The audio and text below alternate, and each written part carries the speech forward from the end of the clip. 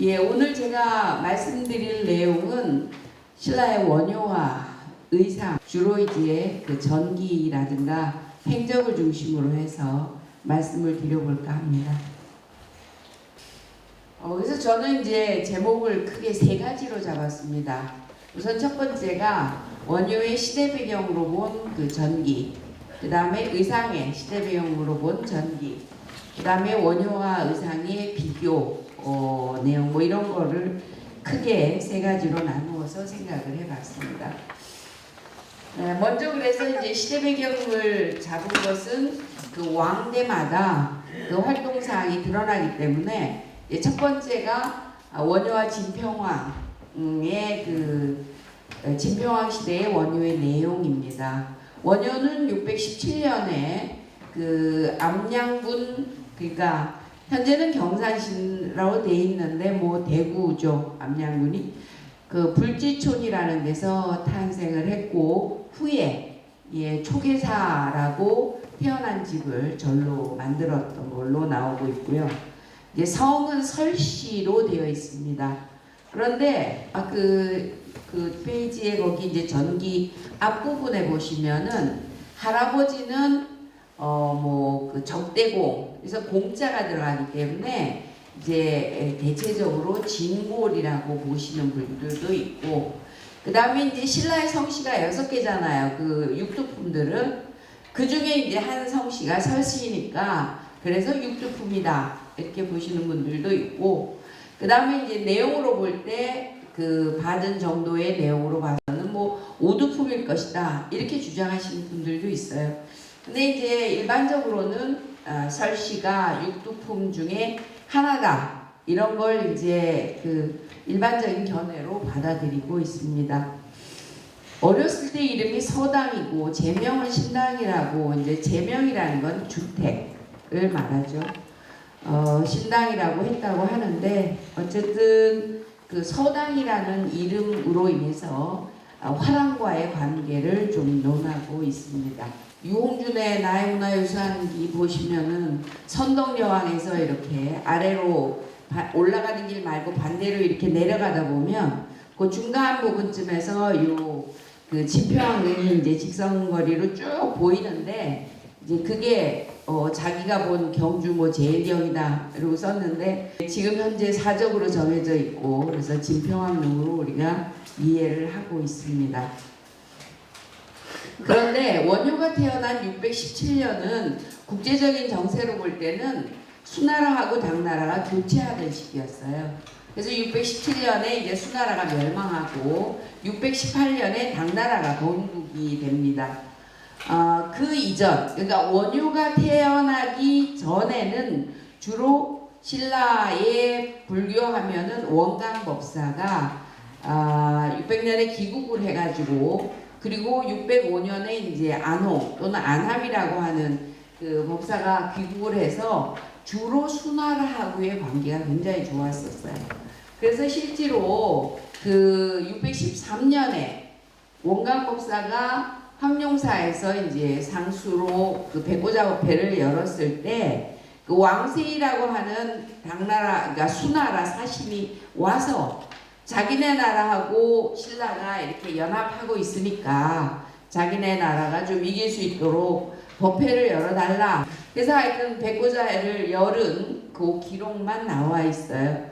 근데 이제 다 알다시피 수나라가 망하는 길을 자기 스스로 그 택했으니까 망해버린 거죠.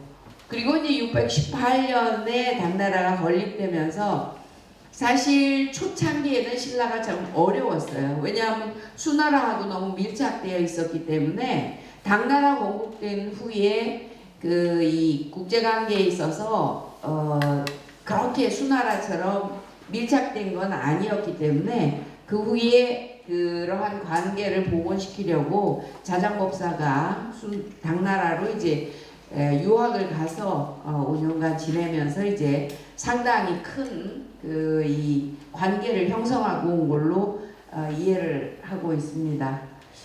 진평왕 말년쯤에 화랑으로 활동을 했던 것 같아요.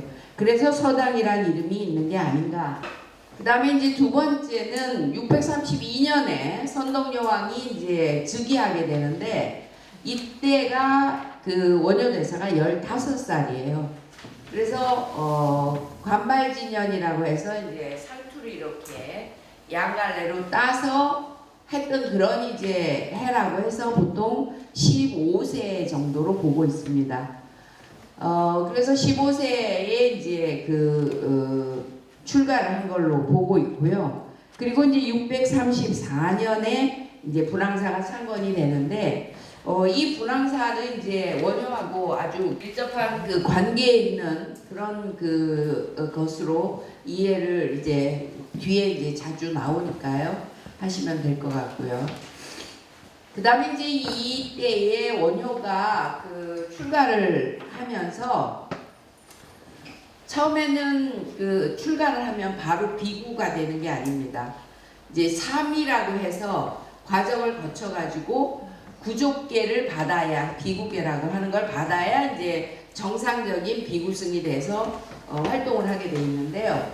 그래서 이제 이때는 영축사에 있는 낭지사에게 사사를 받은 기록이 나옵니다. 그래서 상국유사의 낭지승은 보현수라고 하는 게 이제 상국유사 권5에 나오는데 거기에 보면은 이제 뭐라고 했냐면 뭐 서국에 있는 삼이가 이제 스님에게 이제 글을 지어서 이렇게 봐주시기를 청합니다 하는 그런 내용이 나옵니다.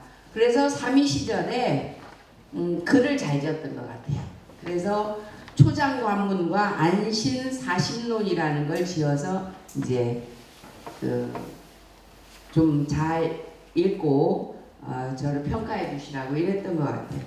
그 다음에 이제 오사에서 해공이라고 해서 삼국유사에 보면 이해동진이라고 해서 해공하고 해숙에 관한 내용이 나오는데 그 중에 이제 해공 뭐 항사사로 되어 있어요. 그 당시에는 나중에 이제 두 사람이 물고기를 잡아먹고 뭐 똥을 누구 해가지고 이제 오어사로 이제 변경이 됐지만 처음에 이 당시에는 항사사로 되어 있을 때 해공에게 가가지고 뭐 묻기도 하고 그래서 근데 이제 이게 재밌는 게 이 해공하고 이 원효하고의 관계로 봐서도 그렇고 대체적으로 제자가 유명해지면은 유명한 사람에 따라서 이렇게 뭐 사적이 형성되는 경우가 좀 있어요. 그러다 보니까 뭐 이렇게 스승과 제자도 바뀌고 뭐 그다음에 이 관계도 조금 더더군다나 이때는 뭐 워낙 오래된 때라서 예. 근데 이제 전문적으로 연구하시는 분들은 원효가 해공에게 가서 배웠을 거다 이렇게. 근데 이제 왜 이게 중요하냐면 원효 대사에 대해서 기록하고 있는 그런 내용들에서는 원효는 스승이 없다고 이렇게 되어 있어요. 그래서 일정한 스승에게 배우지 않았다 그런 얘기를 하고 있는데 이제 일화에 나오는 내용들을 추정해 보건대 낭지사는 중국 유학을까지 갔다 온 그런 분이고 법화경에 대해서 굉장히 정통한 분이에요. 그러다 보니까 이제 원효대사도 법화 내용에 대해서는 네 개의 아주 유명한 저술도 있고 그 다음에 이제 이 해공은 자기 스스로 뭐 조론을 지었다 이런 정도로 굉장히 이 대승불교에 대해서 깊이 있는 그런 인물이라고 할 수가 있죠. 15살에 출가를 해가지고 19세가 됐을 때 똑똑하니까 이쪽에서 백고자의 강사로 백인 중에 한 명으로 추천을 했죠. 어떻게 됐습니까? 사람이 너무 천방지축이라 그러면서 거절을 했어요. 그래서 나가서 강의를 못하죠. 여기가 이제 요 선덕여왕릉이 여기 있죠. 요 사천왕사고요. 여기가 응지탑이 있는 데고, 이쪽이 황복사고, 여기가 신문왕릉이고 이렇게 돼 있죠. 요게 생긴 게 이리 같이 생겨가지고 이름이 낭산이에요. 이리 낭자를 써가지고 예, 분황사를 634년에 짓고 그 다음에 이제 원성왕 때에 그 여기 있던 용하고 그 다음에 그 동천사하고 또 하나 어디하고 세 군데 용을 왜 잡아가잖아요. 물고기로 만들어서. 그래서 이제 사람들이 이 우물을 삼용 변호정이라고 그렇게 보통 얘기를 하고 있습니다. 그 원효하고 의상이 이제 고려 시대에 맨 앞에 제가 썼는데요. 고려 시대에 이제 이 시호를 받습니다. 그래서 원효대사에게 이제 그 화정국사 원래 화쟁인데 원문에 화정으로 나와 있어요. 그래서 고려 시대는 화정으로 썼나 보다 라고 이제 보고 있죠. 여기에 이제 비가 이렇게 있었는데 비는 다 깨져 없어져 버리고 이제 요것도 이제 그 후대에 좀 만드는 건데 현재 분황사에 남아 있죠. 그다음에 이제 원효가 선동여왕 때는 선동여왕이 아파서 열은 이 백고자회는 참석을 못했지만 나름대로 이제 이 공부에 굉장히 열심이어가지고 원효 의상대사하고 함께 친구가 돼서 이제 중국으로 한번 공부하러 가보자 이렇게 이제 냈던 거죠. 그 당시에 이제 중국이 어떤 상황이었냐면 당나라 태종 때였는데 그 645년에 누가 중국으로 돌아오죠? 인도로 그 유학을 떠났던 현장법사가 645년에 중국에 돌아옵니다. 엄청나게 많은 양의 불경 범본 그러니까 범호로 된 범본 대장경을 수도 없이 이렇게 해가지고 국가의 도움을 받아서 그걸 이제 중국으로 가져왔는데 그걸 이제 역경 사업을 국가에서 도와가지고 역경 사업을 대대적으로 벌린 거예요. 그래서 이제 사람도 많이 필요할 뿐만 아니라 그러한 번본의 역경을 한 스님들은 당연히 굉장히 고승이 될 수밖에 없는 그런 상황이었기 때문에 이미 중국에 유학가 있던 원측이라든지 뭐 수많은 수녀들이 또 거기에 이제 참여를 하고 있고 그러니까 이제 가고 싶어가지고 650년에 이제 당나라 유학을 가려고 시도를 했는데 이때는 이들이 이제 어떤 국가하고 연계가 되는 게 아니라 가지고 개인적으로 두 사람이 이제 가려고 하다가 그때는 이제 주로 어떻게 당나라를 갔냐 하면요. 그 연안 해안을 따라 가지고 이렇게 그 배를 타고 가면서 중국으로 도착을 하게 되는데 그 이유가 그 직선거리로 가다 보면은 그 풍랑을 만나면 거의 살아나기 힘들어요. 그러니까 연안을 따라가다 보면 풍랑을 만나도 이제 이렇게 육지에 그 할 수 있기 때문에 그 나올 수 있기 때문에 주로 그렇게 하다 보니까 고구려 술락분들한테 걸린 거죠. 올라가서 이렇게 내려가는 길을 택하려고 했는데 결국 이제 고군에서 자게 됐고 이튿날 되니까 하루 쉬고 나니까 이제 멀쩡해졌는데 뭐 해골은 맹물지 막 귀신은 나와서 괴롭히지 이러니까 이제 잠을 못 자고 그리고는 이제 앉아가지고 생각을 해보다가 어떻게 됐어요? 이게 이제 그 일본의 승려인 묘에라고 하는 사람 스님이 그린 화엄종 조사 회전이라고 1206년에 그린 그림인데 원효전, 의상전 이래가지고 이들이 이제 당나라로 유학 가가지고 뭐 했던 그런 쭉 그 일련의 전기를 이제 그림으로 남겨놓은 거죠. 이게 이제 원효대사가 귀신이 이제 와가지고 이렇게 괴롭히는 그런 이제 모습으로 그린 겁니다.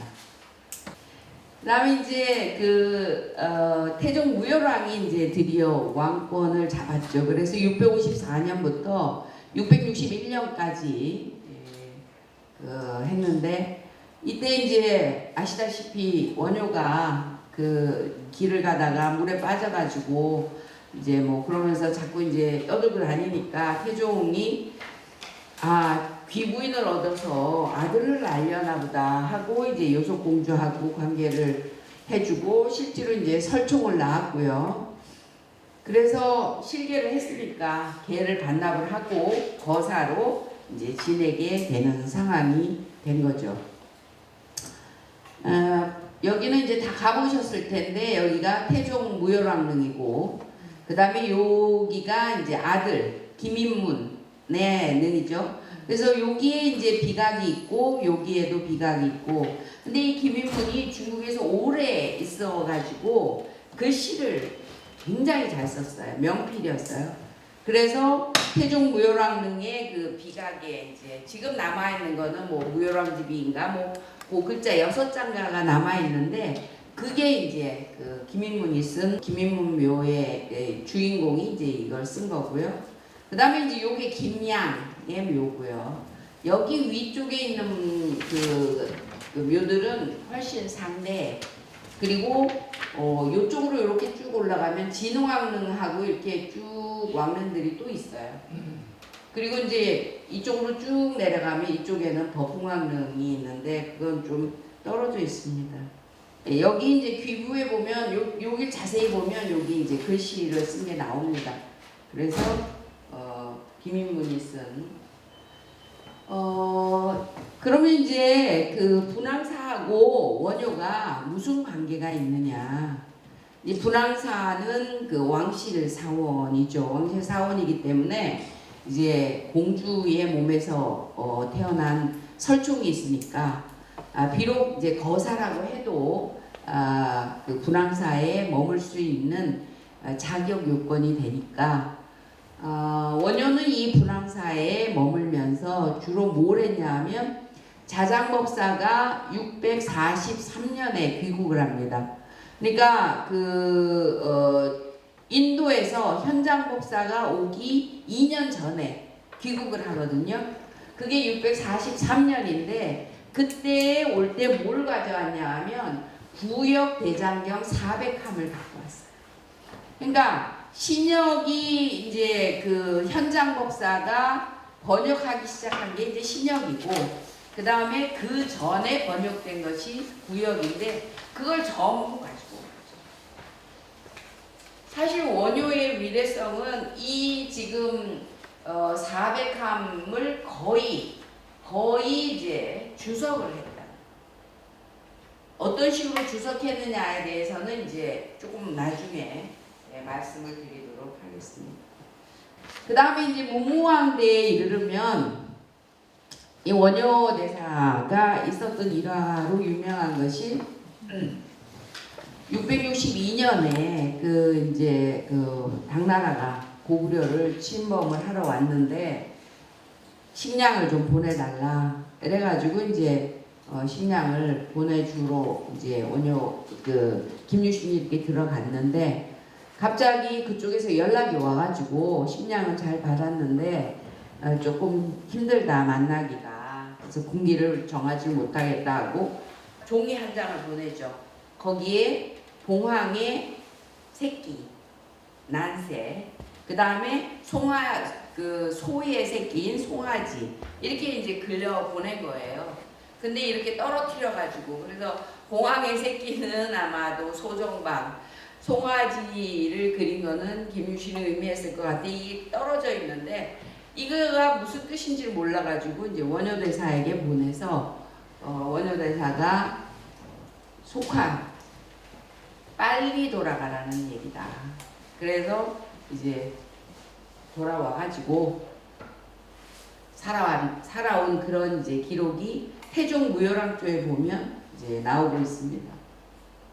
공주 가시면은 그 낭산에 그 문무왕의 그 화장터로 능지탑이라는 곳이 있습니다. 이 발굴 당시에 사방으로 이렇게 그 소조불이 있고 그 가운데에 불탄 모습이 있어요. 그래서 이제 화장터다라고 확정을 지은 거예요. 이 김유신묘는 사실은 흥무대왕릉이라고 해서 근데 이제 흥무대왕이 됐을 때 이것을 그 보완해서 만들었을 가능성이 있다. 그런데 사실은 알 수는 없어요. 그 다음에 이제 그 문무왕의 왕비가 아파가지고 아마 경전을 구했던 것 같아요. 그래서 이제 대안이라는 법사가 대안하고 이렇게 그 치고 다닌 그런 사람인데, 이 양반이 이제 이걸 찾아가지고 막 흩어져 있는 경전을 정리를 쫙 해가지고 이거를 정리한 거를 주석해서 해석할 사람은 원효밖에 없다. 그래서 이제 원효가 했는데 누가 불을 살라버렸죠, 그걸. 그래서 강연할 날짜는 얼마 안 남았는데, 강경할 날짜는 얼마 안 남았는데 할 수 없이 이제 소 타고 오면서 거기서 이제 간략하게 세 권으로 줄여서 했다라는 일화가 남아있죠.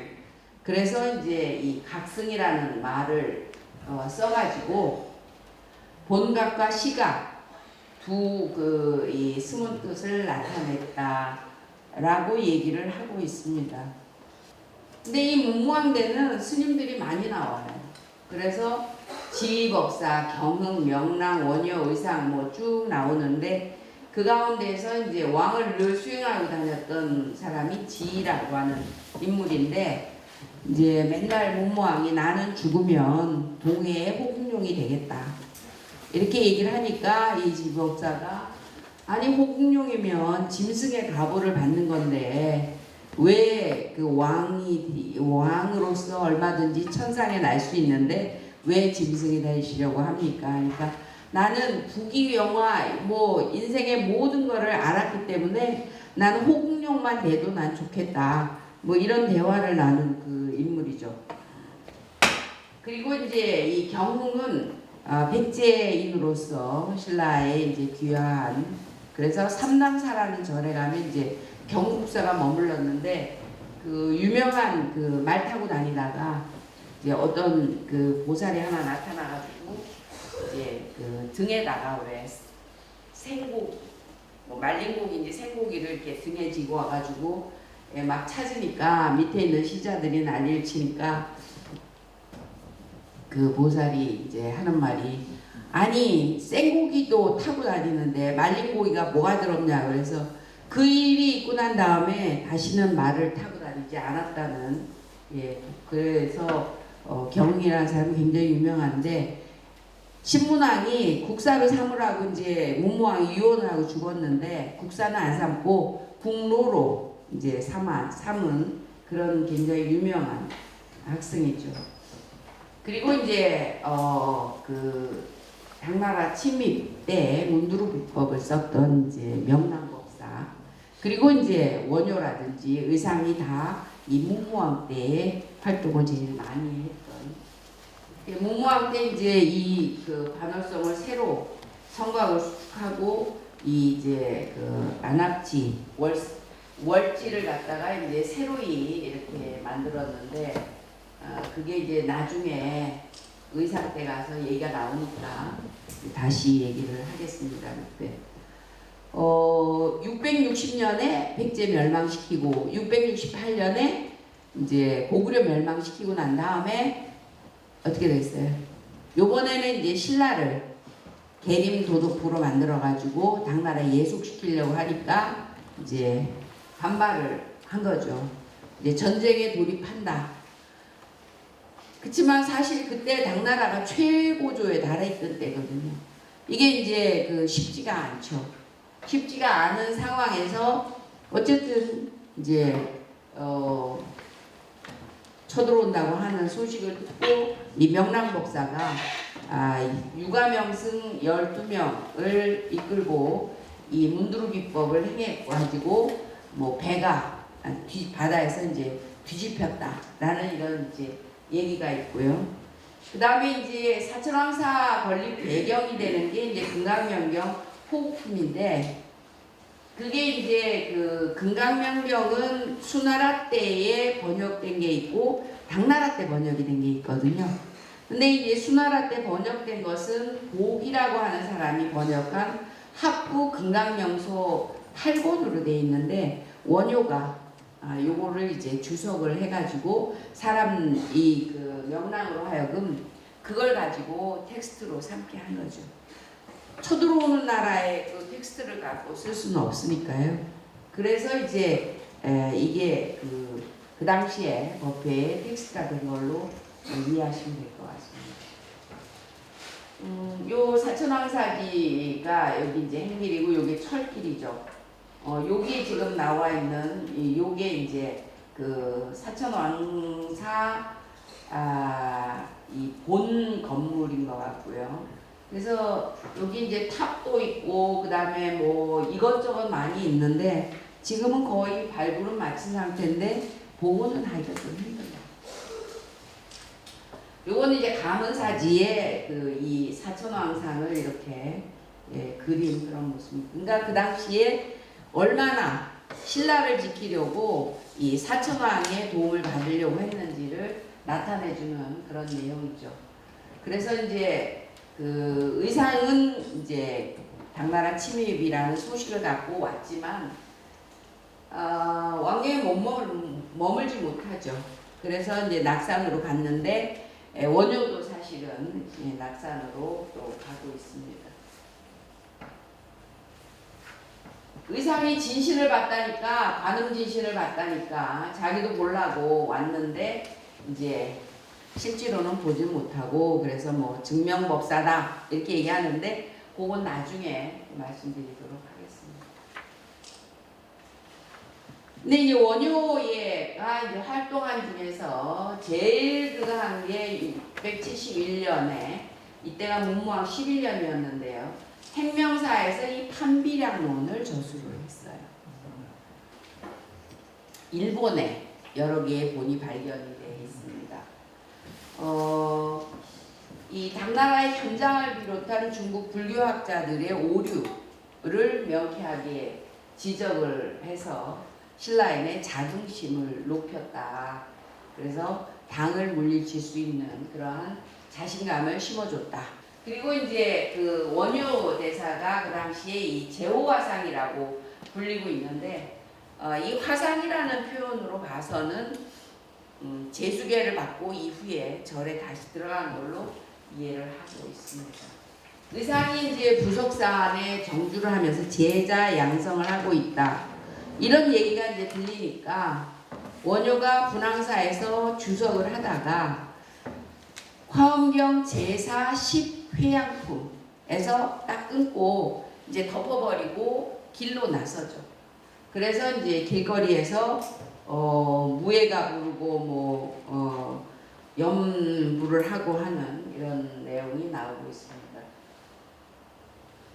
그 당시에 이제 그 신라에는 가항불교라고 해서 이 해고, 그 다음에 해수, 그 다음에 대안, 그리고 원효 이 네 분을 요즘으로 말하면 길거리 포교를 한 양반들이죠.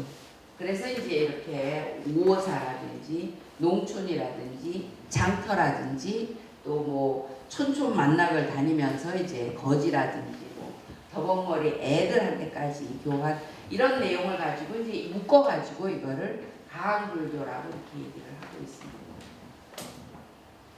그리고 이제 원효가 그 686년에 혈사에서 이제 입적을 하게 되는데요. 그 전에 이 판비량론을 쓴 행명사, 그 다음에 서당화상비가 발견된 고선사, 그리고 이제 마지막으로 혈사에서 이제 생활을 한 게 이제 쭉 드러나는데 이걸로 보아가지고 아까 말씀드린 대로 제수계를 받고 절에 거주한 걸로. 이게 이제 고선사지 3층 석탑이죠. 엄청나게 큰 탑이에요. 그래서 그게 바로 이제 고선사. 수몰되면서 이제 박물관으로 옮긴 거죠. 그래서 원효는 한마디로 말해서 호국불교를 실천했다. 이렇게 얘기할 수가 있는데 제가 아까 이제 말씀드린 암호해도, 두 번째가 합부 금강명경을 주석해서 문두루 비법을 할 수 있는 기초를 줬다는 거하고, 세 번째가 671년 당나라하고의 전쟁 중에 판비량론을 저술한 거를 들 수 있고, 그 다음에 이제 네 번째는 원효 저술의 이제 일본 전수인데요. 원효불교는 이제 국제성을 띠고 있다 이렇게 얘기를 하고 있습니다. 특히 이제 원효가 쓴 그 대승기신론소 이것은 해동소로 이제 불리면서 중국에서 3대 소 중에 하나로 꼽힐 정도죠. 그런데 일본의 그 고대 화엄에 이제 끼친 영향은 원효 의상이 더 크다 이런 이야기들을 많이 하고 있습니다. 고선사 서당 화상비하고 이제 설충전에 보면은 설중업이라고 하는 사람이 이제 일본에 779년에 이제 그 사신으로 갔는데 거기에 이 담해 진인 삼선이라고 하는 사람이 상제로 이제 그 같이 이걸 해주다가 거기에 온 그 이 사신이 원효대사 손자라는 거를 설중업이 손자라는 걸 알고 굉장히 이제 대접을 잘 받고 또 관계도 좋게 하고 왔다 그래요. 그럼 이제 어떻게 이 사람들이 원효의 저수를 볼 수 있었느냐? 신라에서는 그 668년 그러니까 그 고구려를 멸망시킨 후에 신라를 이렇게 그 먹으려고 한다는 것을 알고 그때부터 이제 후방에 있던 일본하고 당나라 사이에 끼어가지고 일본이 만약에 쳐들어오면 우리가 굉장히 힘들다. 그래서 668년부터 이제 그 일본하고 사이가 별로 그렇게 썩 좋지 않았는데 이제 사신을 보내기 시작합니다. 그리고 671년에 당나라가 쳐들어온다는 온 그 해에 이제 사신을 3차례나 보내요.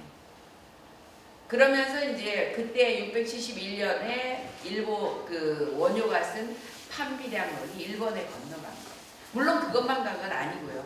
굉장히 많은 그런 저술이 일본에 그러니까 오히려 지금 원효 저술이 우리나라에 남아있는 것보다 일본에 더 많아요. 그래서 이 판비량론이 그럼 왜 671년에 건너간 게 왜 맞냐? 거기 이렇게 건너간 그 판본에 신라 사람들이 쓴 각필이 발견이 됐어요. 일본 학자 중에 꼭 또 각필만 연구하는 사람이 있는데 그 양반이 이제 이 판본이 새로 나온 걸 보고 거기 각필을 이제 따져보니까 그게 이제 원본이라는 게 확인이 돼요.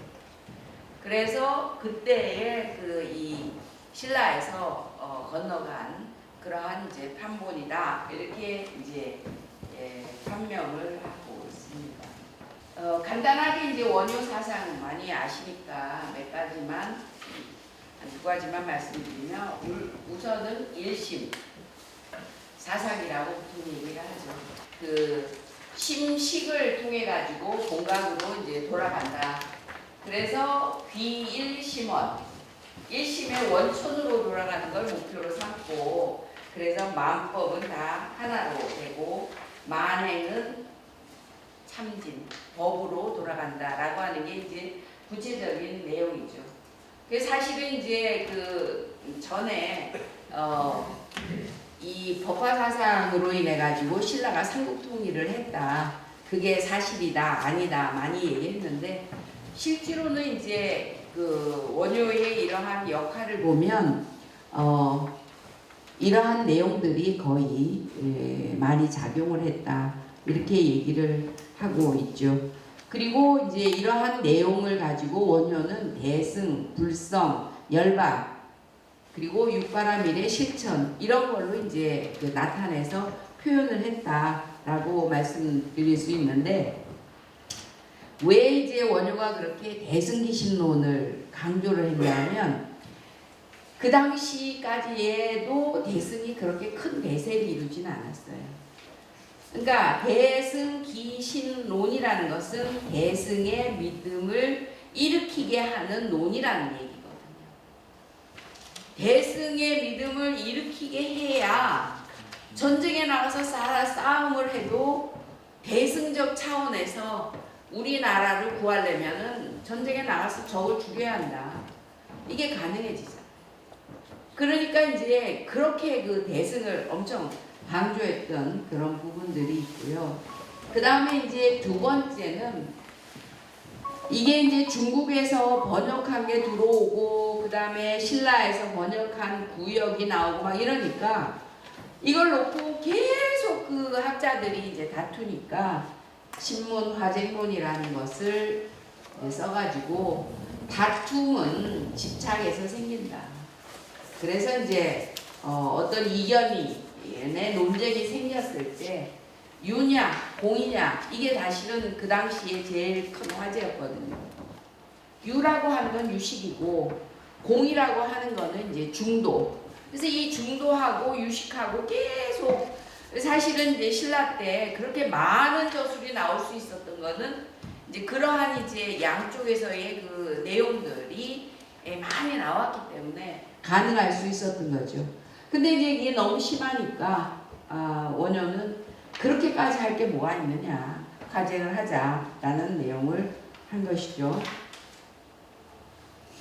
그래서 이제 뭐 갈대구멍으로 하늘을 본 사람이 갈대구멍으로 하늘을 보지 않은 사람을 보고 뭐 흉보는 거 이런 거는 좀 우습지 않느냐 이렇게 얘기를 하고 있는 거죠. 원효의 개송 가운데 이런 게 있어요. 옷을 짓는 데는 작은 바늘이 필요하고 기다란 창이 있어도 소용없다. 비를 피할 때 우산 하나면 되고 하늘이 넓다 해도 창이 한 번 팔려면 우산 하나면 된다는 거죠. 작고 하찮다고 해서 가볍게 여기지 말고 타고난 바와 생김새에 따라서 모두 다 하나 한 사람 한 사람이 다 보배라는 거죠. 예. 의상의 전기에 대해서 말씀을 드리겠습니다. 의상은 625년에 태어나서 702년에 이제 했는데 617년에 태어난 원효보다 8살 정도 작죠. 이제 형님으로 원효를 모신 그런 형. 의상의 경우에는 삼국사기, 삼국유사, 해동고승전, 또 송고승전, 특히 이제 최치원이 쓴 그 법정화상전, 그리고 뭐 해동화엄초조 기신원문이라든지 균여의 일승법계도 원통기, 또 백화도량 발원문 약해, 또 뭐 구속존자 참 뭐 등등 좀 자료가 좀 있습니다.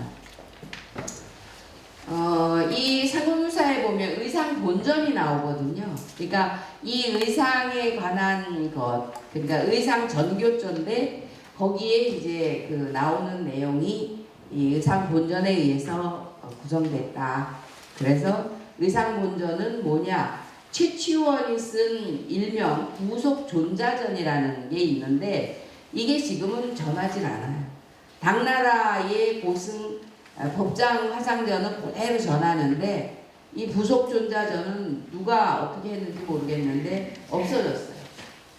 그래서 여기에는 이제 의상이 출생, 출가, 1차, 2차, 지엄에게 수학하고 동학, 귀국과 입적, 제자, 십차 이런 게 들었을 거다. 이렇게 이제 연구자들은 보고 있습니다. 의상은 김씨예요. 그래서 이제 진골이라는 말이 있기도 하고 아버지는 이제 한산인데 송고승전에는 각시로 돼 있기도 해요. 내림부 사람이다. 근데 해동고승전 안암전이라는 데를 보면은 의상의 그 일생에 대해서 쭉 그 간단하게 쓴 게 있는데요. 정확하게 625년에 이제 탄생을 했다. 이해 이제 안홍법사가 이제 당나라에서 왔다. 뭐 이런 이제 내용이 나오는데 사실은 이 안홍법사는 605년에 왔거든요. 안 맞는 내용이죠. 그래서 그때 이제 같이 온 사람들이 뭐 오장국의 비마라진제, 농가타, 마두라국의 불타승, 52국을 경유해서 중국에 들어갔다가 해동으로 와서 항룡사에서 전단 향화 성광 윤여공을 이제 번역해냈다. 근데 재밌는 거는 해동 고승전에는 625년을 그렇게 말을 했는데 여기 보면은 576년도에 안홍 목사가 뭐 했는데 이랬다. 근데 사실 이 수나라가 건국되기도 전이거든요. 598년에 건국이 되는데 아마 모아가지고 한꺼번에 하면서 두 찬을 한 것 같습니다. 이런 것들이 삼국사기에는 불교관계 기사에는 이런 것들이 제법 있어요. 그런데 이제 원효를 봤을 때 둘이 이제 중국으로 가려고 하다가 이제 못 가고 이제 돌아오게 되는데 그 내용, 그러니까 원효가 이제 오도하게 된 내용이 송고승전 의상전에 자세하게 나오고 있어요. 그래서 제가 거기 실어드렸습니다. 나중에 좀 읽어보시고요. 그래서 이제 못 가고 중국 유학을 못 가고 다시 돌아오면서 그때 이제 진덕여왕 말년쯤 됐는데 이제 태종 무열왕이 이제 김춘추가 하고 김유신이 뭐 거의 전국을 주지하던 때였기 때문에 황복사에서 그때 많은 사람들에게 이제 출가를 하게 했는데 그때에 이제 이 의상이 29살이었는데 다시 정식으로 황복사에서 배를 받고 출가를 합니다. 그래서 이제 의상은 도첩을 가진 관도승이 된 거죠. 그래서 원효가 요속공주하고 인연을 만들고 있을 때 의상은 중국 유학을 결심을 하고 이제 백제가 망했으니까요. 그래서 서해안으로 이제 가는 게 이제 되니까 중국으로 중국에서 사신으로 왔던 배가 중국으로 돌아갈 때 그 배를 타고 갔는데 이제 양주라는 곳에 이제 도착을 하게 됩니다. 661년에 이제 당나라 사신의 배를 타고 양주로 갔는데 양주에서 그럼 어떻게 서안을 가느냐? 그걸 타고 가야 되죠. 뭡니까? 운하를 이용해 가지고 배를 타고 가야 돼요. 근데 이제 그게 얼어 있으니까 그 이듬해에 가게 됐는데 그때에 이제 이 종남산의 소식을 듣고 변화를 가져온 거죠. 그러니까 현장 휘하에 안 가고 종남산으로 가서 화엄종을 하겠다라고 해서 이제 변화를 겪게 되겠습니다. 어쨌든 이제 종남산에서 지연 밑에서 이제 공부를 하고 668년에 이제 화엄일승 목계도기를 완성했는데 지연이 입적을 하죠.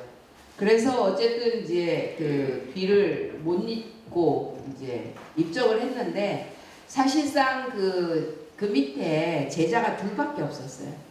중국 화엄종의 3조가 되는 현수법장, 그때 거사신분이었어요.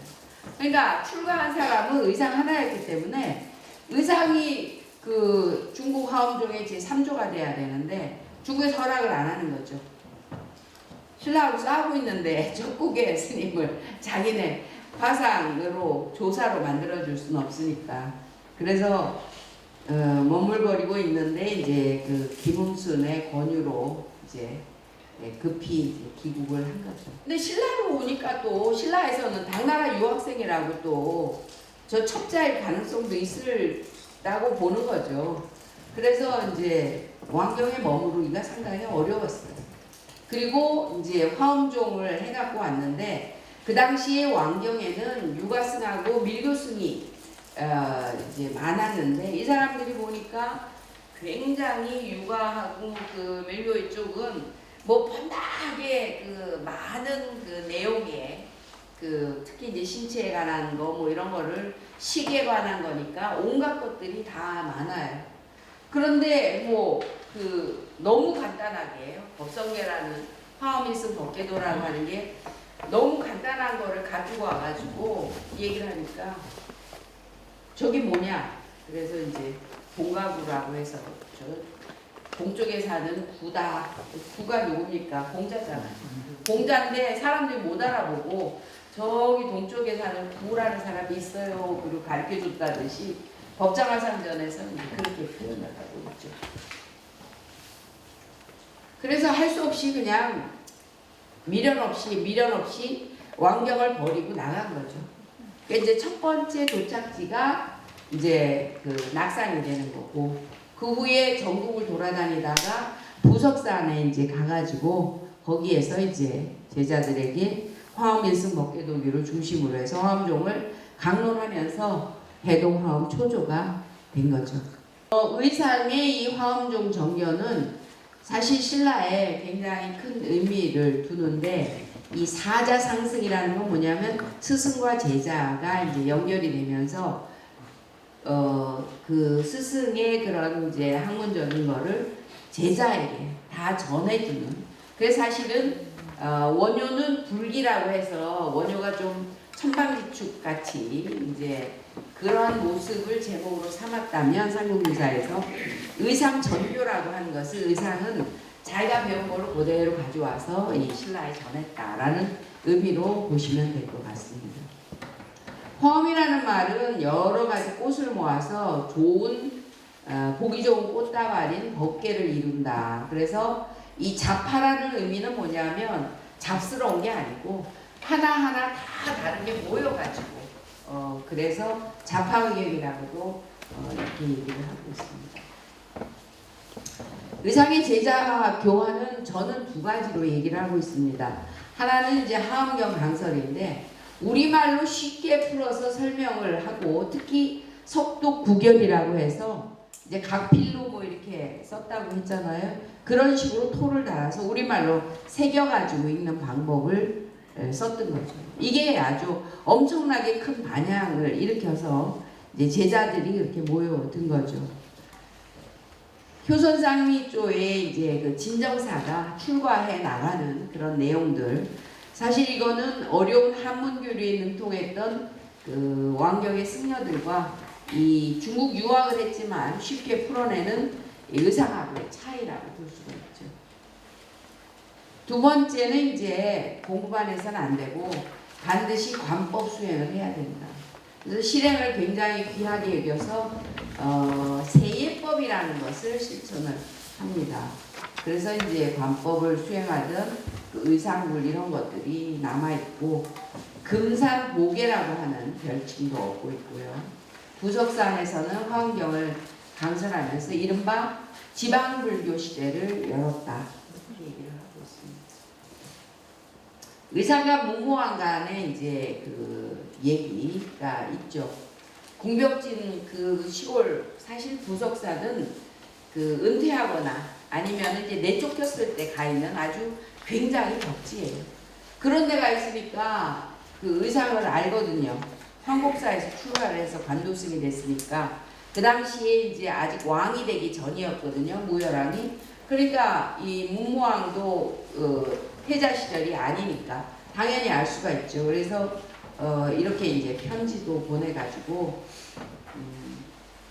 토지하고 노복을 하사하니까 이제 이거는 제가 받을 수가 없다. 그래서 이제 거절을 하죠. 그러다 보니까 이제 조정의 예속이 안 되고 부석산 일대에서 그대로. 그 다음에 이제 또 축성을 한다고 하니까 의상에 편지를 보내가지고 말렸죠.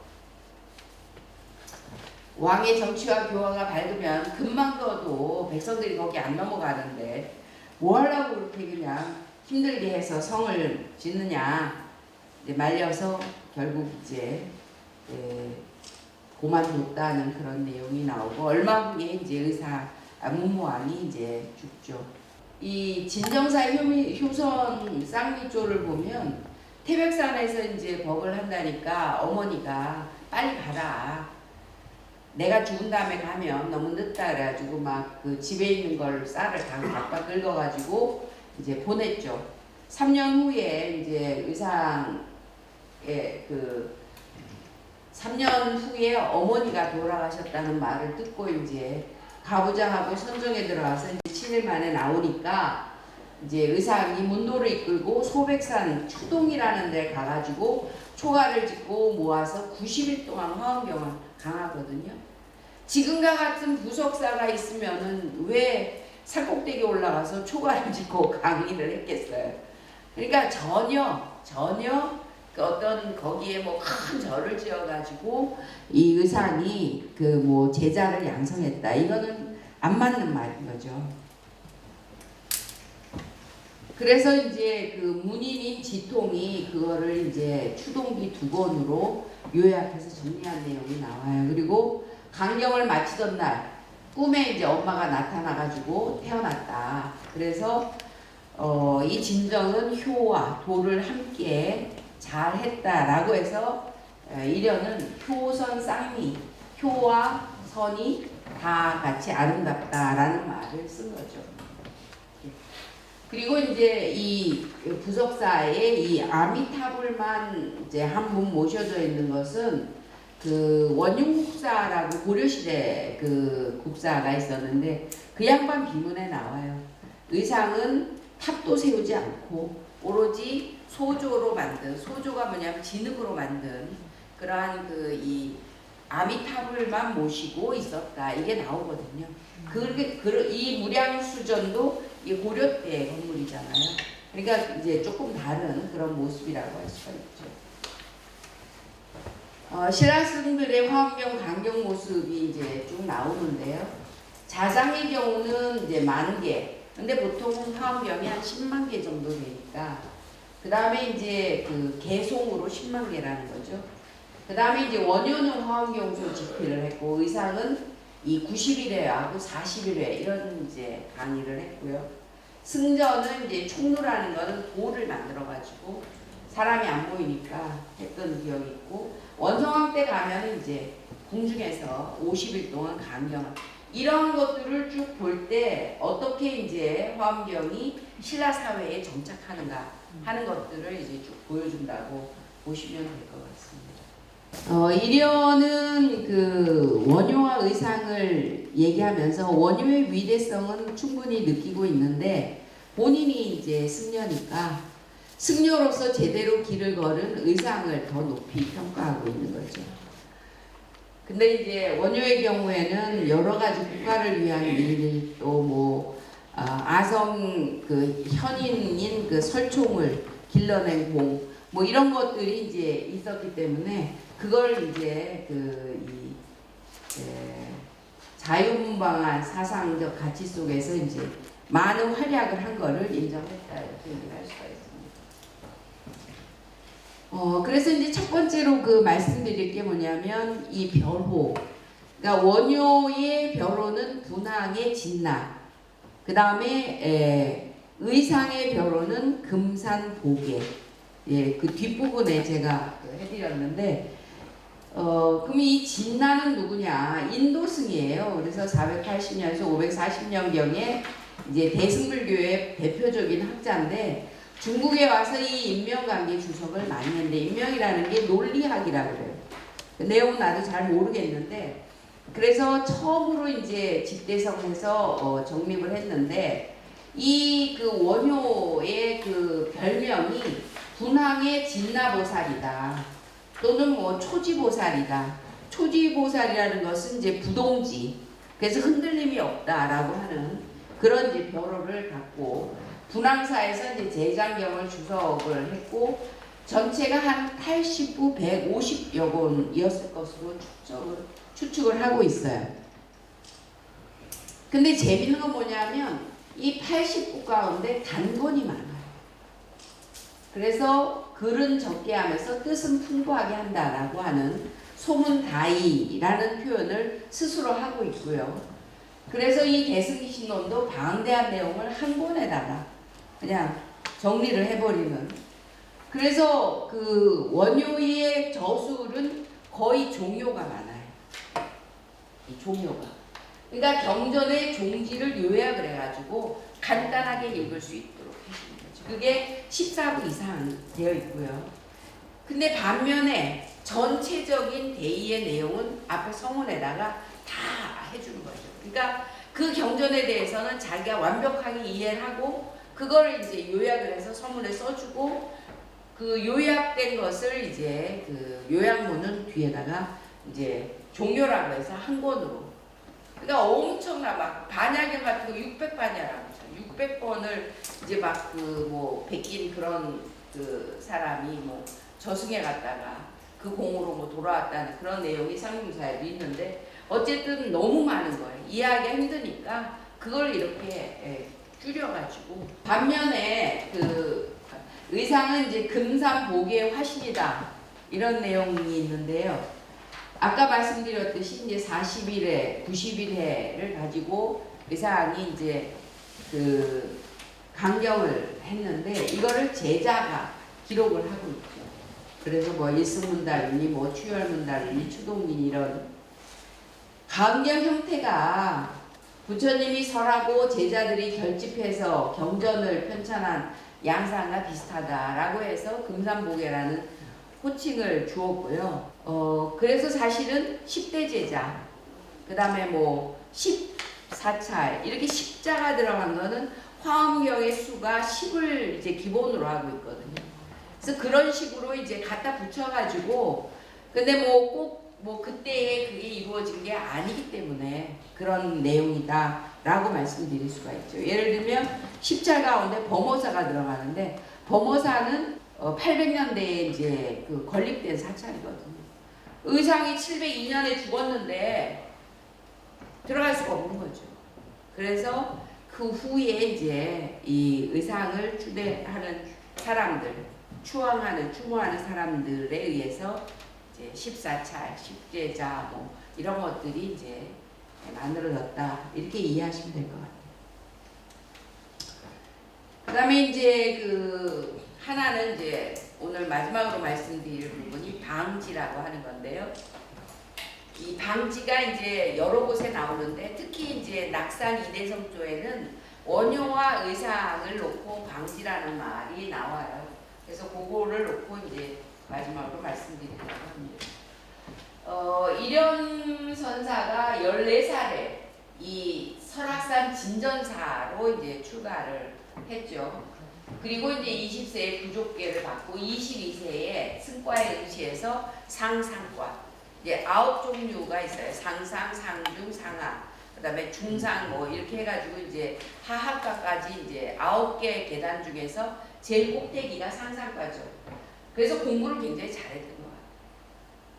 근데 이제 이 그 이련이 14세에서 이 승과에서 급제하기까지 1227년까지 진전사에 머물렀는데 이 낙산사가 멀지가 않았어요. 그래서 이제 거기를 왕래하면서 이 낙산사에 얽힌 그러한 그 전설들을 많이 들었던 것 같아요. 그래서 이 낙산 이대성조를 보면 원효와 의상의 관음진실을 측면한 것, 그 다음에 범일과 정치보살, 그리고 조신의 꿈 이런 것들이 이제 거기에 전부 전해져 오는 내용이었기 때문에 그걸 이제 정리해서 상림사에 실은 거죠. 그런데 이제 그 이 방지라고 하는 게 뭐냐면 그제야 알았다. 무슨 일이 지나고 나서 그제야 알았다라고 하는 그 내용이 이제 두 군데 나와요. 의상하고 이제 원효하고의 얘기입니다. 먼저 이제 원효의 얘기를 하면 원효의 이제 신발 한 짝 얘기인데요. 원효가 이제 서울에서 의상이 이제 진심 만났다 소리 듣고 이제 이렇게 내려가는데 한참 가다 보니까 들판 가운데에 이제 소나무 위에서 파랑새 한 마리가 아까 제호화상이 나왔는데 이 제호화상은 그만두시오 하고 근데 이 제호화상은 뭐냐면 우유가 이제 이렇게 숙성된 단계를 5단계로 나누어 가지고 천태대사가 법화경에 익숙한 사람을 제호라고 이렇게 불러요. 그래서 원효가 이제 모든 경전을 다 섭렵한 그런 이제 이 화상이다 해서 이제 제호화상이라고 했는데 자꾸만 이제 오면서 뭐 벼 달라 그러고 또 뭐 물 달라 그러고 하면서 이제 이렇게 여성들하고 이제 희롱을 하면서 가는 내용이 나오잖아요. 그래서 이제 파랑새가 제호화상은 그만두시오라고 이제 사라져 버린 거죠. 그래서 원효가 이렇게 보니까 그 소나무 아래 신발 한 짝이 벗겨져 있었던 거예요. 그게 이제 일척탈해라고 해가지고 그런데 이제 법사가 그 절에 이르러 가지고 그 낙산사에 이르러서 관음보살상 자리 밑에 보니까 또 신발 한 짝이 또 벗겨져 있었던 거죠. 여기서는 또 탈의일척이라고 이렇게 표현이 되어 있는데, 그래서 여기 와서야 비로소 전에 만난 성녀가 관음의 진심임을 알았다라고 하는 거죠. 그래서 이 방지라고 하는 것은 사람이 알게 되는데 그 알게 되는 때가 언제냐, 빠르냐 느리냐를 가지고 사람을 분별할 필요는 없다라고 하는 것을 이제 강조한 내용들이죠. 그래서 이제 뭐 소나무를 관음송이라고 하고 뭐 근데 이제 원효 법사는 못 봤다 뭐 이런 이제 내용이죠.